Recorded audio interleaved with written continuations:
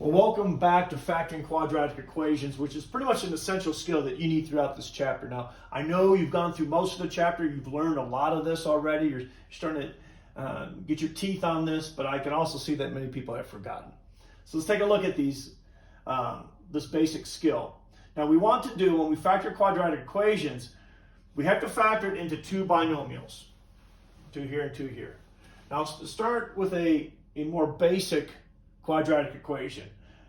And yes, I understand these are addition signs. Here we're just going to throw some negative signs. Yeah, you can see it as negatives. You can see it as a positive and a negative sign.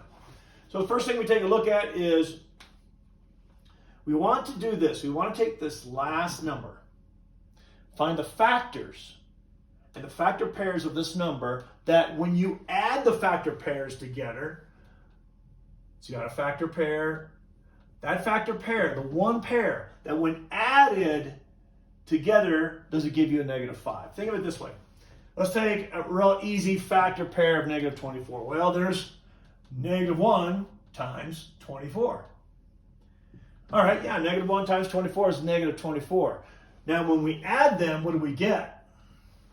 Well, -1 plus 24, that would give us a positive 23. That's nowhere near the -5 that we need.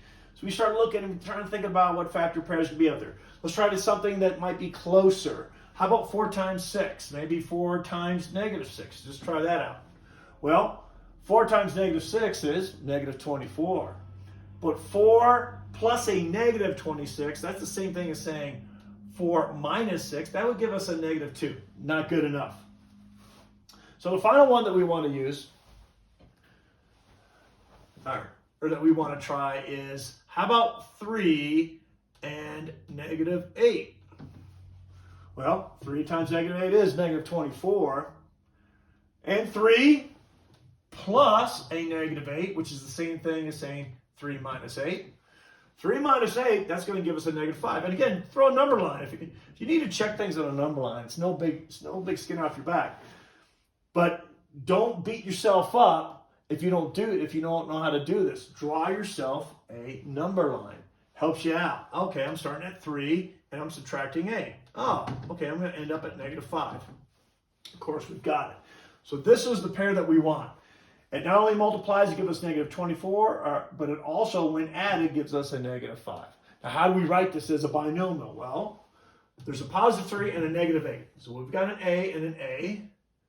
So A is going to be in here, and A is going to be here. Notice that large A is a 1. It's in front of it. Later on, you're going to get other numbers here, and we'll solve that later. But for now, let's just focus on this kind of trinomial. Now, since this is a +3, we write +3. Since this is a -8, we write -8.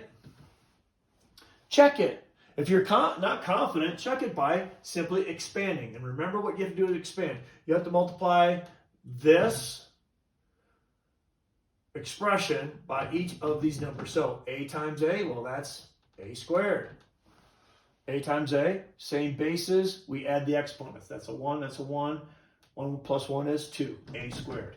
Then A times -8. Well, that's going to simply be -8A. And then 3 times A, which is 3A, and then 3 times -8, which is -24. Now notice you have to simplify. So we have -8A, we're starting at -8A over here, and we're going up 3 A's. That's going to give us a -5A. So A squared minus 5A minus 24 is the answer, and it checks. So A plus 3, parentheses, A minus 8, that is your answer when factoring into two binomials. Let's take a look at this one. This one's a little bit hard for some folks, so let's focus on it. Now, it has the same setup. Now, I get it. See, wait a minute, boss. I only see a number here, but I see number and y squared here. So there is y's here that we have to account for, but it is going to be the same process. So let's take a look. Once again, we have to find focus on the -63 and focus on a number. What factor pair of -63 would give us a +2? Now, if you start off at something like this, 1 times -63, well, obviously that's going to equal -63. And oh, by the way, when you write it 1 times, that would give you a negative 63y squared. So notice that that's how it's going to be written. When we figured this out, we didn't have any variables back here, but when we figured this out, there's going to be variables in the back, because why? It ends up. Now, 1 and negative 63 gives us a negative 62. That's nowhere near it. Now, if we know our math tables, we can figure this out quite easily. But if we didn't know our math tables, start with prime numbers like 2, 3, and 5. Well, 2 doesn't go into this. 5 doesn't go into this because this ain't an even number for a 2, and this ain't a 0, 5 for a 5. But let me give you a little trick when you get into these major big numbers. If you want to know if this is divisible by 3, you simply add the digits. So 6 plus 3 is 9. Yeah, that's a factor of 3. So you could divide that. And of course, 3 into 63, that's somewhere around 21. So 21 times 3 would give you like a 63. But even then, those numbers, that's way too high. Now, knowing math tables, I know 9 times 7 equals 63. So let me try a negative 9y times 7y. Negative 9 times 7 would give me a negative 63y squared. Negative 9 times 7, okay? When we combine them, negative 9 plus 7, that would give me a negative 2. It doesn't work. But if I simply make that 9 a positive, and make that negative 7, again, 9 times negative 7 is negative 63. 9 plus a negative 7, the same thing saying 9 minus 7, that gives me a positive 2. So my factor pair is this one. Okay, so how do we write that? Well, x. Now remember, you got to bring the y's involved here. So I've got a positive 9y, so I write positive 9y. I got a negative 7y, so I write negative 7y. That's it. Now, checking it. Let's kind of just do this because this is a skill you got to have anyways. You're going to see it again. So what's x times x? Well, that's going to be x squared. What's x times negative 7y? Well, that's negative 7xy. Remember, this thing that you can't combine these because they're not the same base. So you just have to put them next to each other.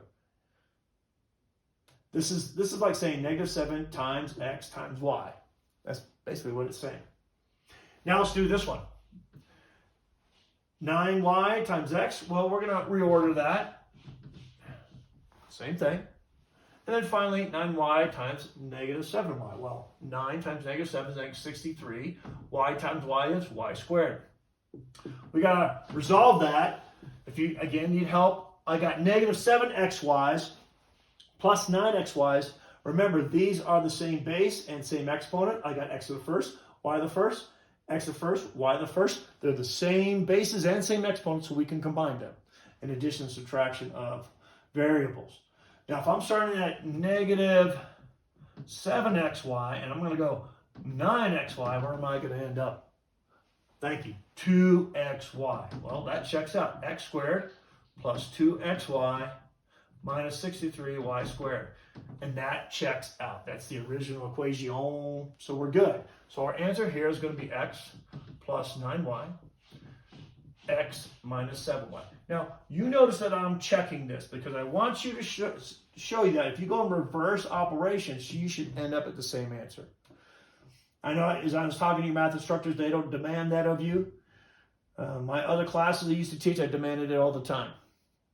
But I'll stay with the math department and let you just solve the problem. But if you are shaky, check it.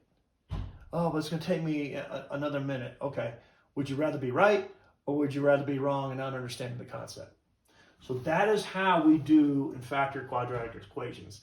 These will build on some of the other things that you're doing in algebra. We will see you on the high ground.